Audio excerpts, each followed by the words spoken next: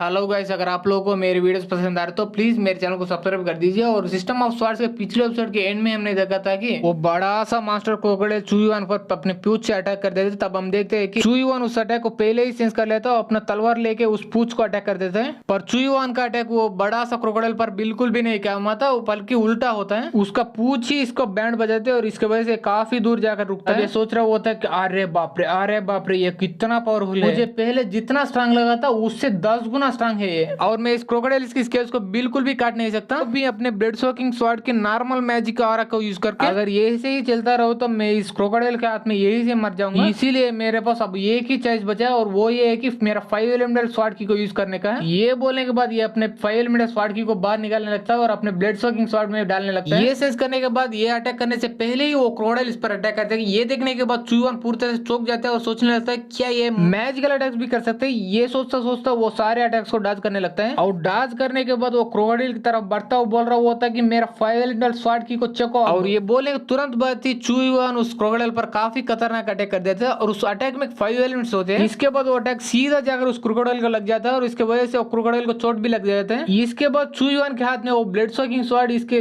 अंदर के खून को पूरी तरह से अपने अंदर खींचने लगता है। ये देखने के बाद चुईवान थोड़ा मुस्कुराते हुए बोल रहा होता है कि फाइनली वो क्रोकोडाइल इंजर हो गया है। पर मुझे अभी खुश होने की बिल्कुल भी जरूरत नहीं है, क्योंकि वो क्रोकोडाइल अभी भी जिंदा है और मेरा स्पाइरल स्वॉर्ड की तोड़ करके पूरी तरह से कम होती जा रहे हैं। अगर ऐसे ही चलता रहो तो मैं फाइट खत्म होने से पहले थकान की वजह से मर जाऊंगा। इसीलिए ये फाइट को मुझे कितना जल्दी हो सके उतना जल्दी खत्म करनी चाहिए। ये सोच के उस मगरमच्छ पर फिर से अटैक कर देता है, पर इस बार 5 एलिमेंटल स्वॉर्ड की वाटर एट्रीब्यूट के साथ। इसके तुरंत बाद ही वो अपना एट्रीब्यूट चेंज कर लेता है। अब वुड एट्रीब्यूट के साथ उस मगरमच्छ पर अटैक कर देता है। उसके बाद फिर से एट्रीब्यूट चेंज कर लेता है। अब गोल्डन एट्रीब्यूट के साथ फिर से अटैक कर देता है। उसके बाद वो क्रोकोडाइल पर फाइनल अटैक कर देता है अपने अर्थ एट्रीब्यूट के साथ। अभी सिस्टम से आवाज आती है कि कंग्रेचुलेशन, आपने डिवोरिंग स्पिरिट स्किल को एक्टिवेट कर पाया। इसके बाद ये अपने मन में सोचने लगता है कि ये सारे अटैक्स करने के बाद मुझे ये समझ आया कि वो क्रोकोडाइल पर मेटल अटैक्स की कुछ ज्यादा डैमेज करते हैं, क्योंकि वो मेटल अटैक्स की उसके स्केल को काट सकते हैं और अंदर जाकर उसको डैमेज कर सकते हैं। पर मेरा कल्टीवेशन लो है, इसीलिए मैं उन अटैक्स को उस क्रोकोडाइल पर बिल्कुल भी नहीं कर सकता।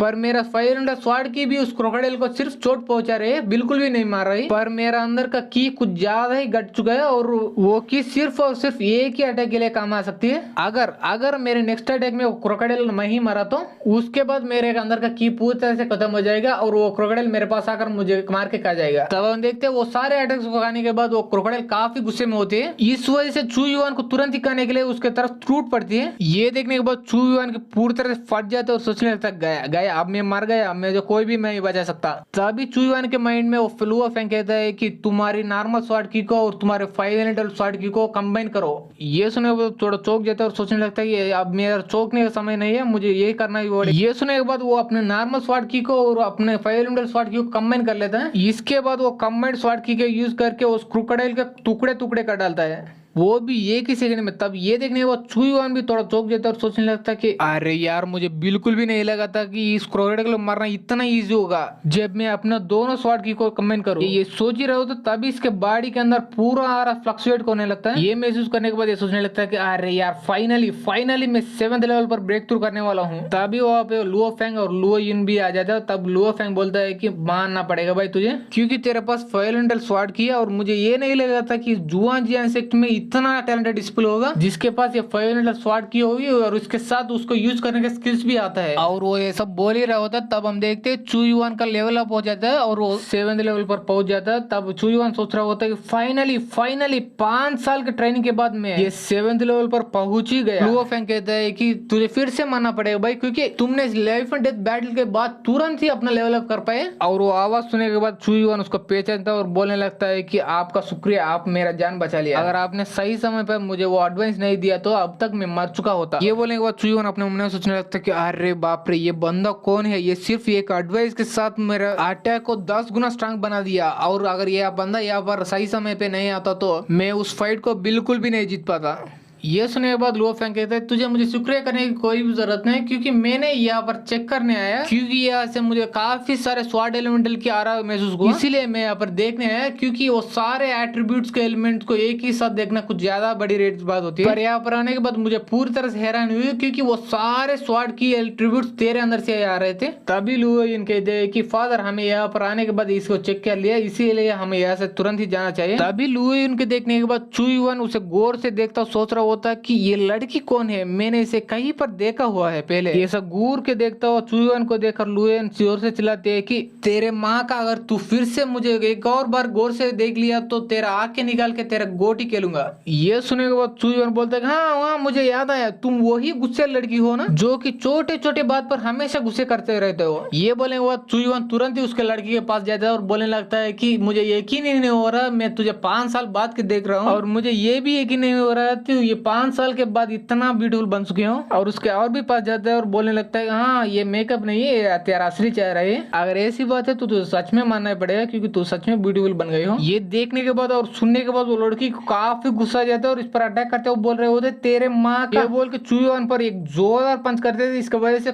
चुईवन काफी दूर जाकर गिरने लगता है। पर तभी अटैक सहने के बाद चुईवन अपने मन में सोचने लगता है कि अरे बाप रे गुस्से लड़की कितना स्ट्रांग बन चुकी है। मैंने उस लड़की को 5 साल पहले देखा, तब वो लड़की इतना स्ट्रांग नहीं थी, उसी 5 सालों में ये लड़की कितना स्ट्रांग बन चुकी है। मैं अब इसका लेवल अपने कल्टीवेशन के मदद से सेंस भी नहीं कर पा रहा हूँ। पर तभी हम लुओ फैंग को देखते हैं, वो एक टेक्निक का यूज कर लेता है और वो सीधा जाता हुआ चुईवन को पकड़ लेता है और उसे नीचे गिरने से बचा लेता है। और लुओन से कहता है कि लुओन मेरे बच्ची, क्या तुझे सच में अकल नहीं है क्या? तेरे और उसके बीच में कल्टीवेशन का गैप कुछ ज्यादा ही बड़ी है क्या? तू उससे अटैक करने से पहले 2 बार सोच नहीं सकते?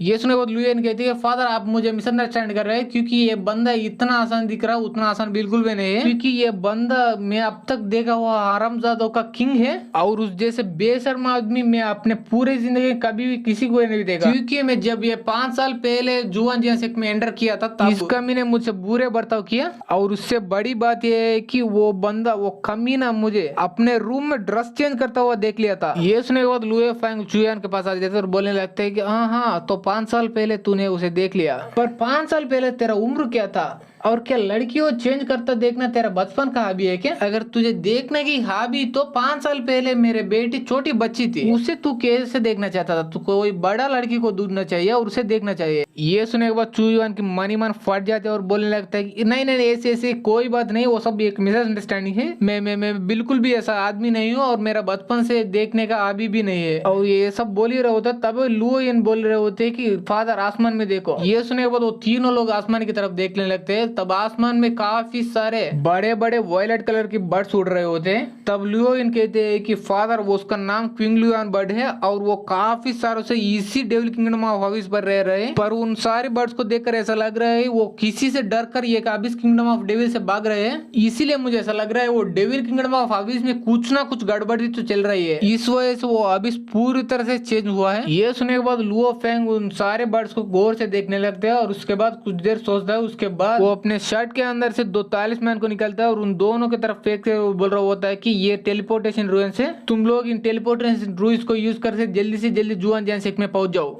ये सुनने के बाद और देखने के बाद वो दोनों टेलीपोर्टेशन रूइंस को दोनों पकड़ लेते हैं अपने हाथ में। पर वो रूइंस को देखने के बाद चुईवन चौंकते हुए पूछ रहा होता है कि क्या तुम लेजेंडरी रूइन मास्टर हो? तब हमें रूइन मास्टर के बारे में बताया जाता है कि ये रूइन मास्टर ये काफी ज्यादा रेयर प्रोफेशन होती है और ये रूइंस के बारे में सीखने वाले काफी कम बंदे होते हैं जुआन जियान कॉन्टिनेंट में, क्योंकि ये रूइंस को सीखना और मास्टर करना काफी मुश्किल काम होती है और इसे सीखता सीखता काफी साल लग जाते हैं। कुछ बंदे को तो ये रूइंस सीखते सीखते फटके हाथ में आ जाती है और वो रूइंस को सीखना ही छोड़ देते हैं। पर अगर ये रूइंस को किसी बंदे ने मास्टर कर लिया तो ये फाइट में या वार में काफी ज्यादा काम आ सकती है और वो एक वार की दिशा ही बदल सकती है एक ही रूइंस को यूज करने की वजह से। इसीलिए जुआन जियान कॉन्टिनेंट में रूइन मास्टर का वैल्यू कुछ ज्यादा ही बड़ा होता है और वो एक रूइन मास्टर को पीछे काफी स्ट्रांग बंदे होते हैं उसे सपोर्ट करने के लिए। तभी ये रूइंस मास्टर के बारे में ये इन्फॉर्मेशन यही पर खत्म हो जाती है। तब लुओ फैंग चुईवन से पूछता है कि क्या तुम ये रूइंस को सीखना चाहते हो और उसे मास्टर करना चाहते हो? ये सुनने के बाद चुईवन पहले चौंक जाता है और उसके बाद अपने घुटने पर आकर बोल रहा होता है कि हाँ मास्टर मैं उन रूइंस को सीखना चाहता हूँ और इसीलिए प्लीज मुझे सिखाइएगा। और इसी के साथ हमारी ये वीडियो यहीं पर खत्म हो जाती है। वीडियो अच्छी लगी तो लाइक कर दे, सब्सक्राइब कर दे, शेयर कर दे and thanks for watching guys.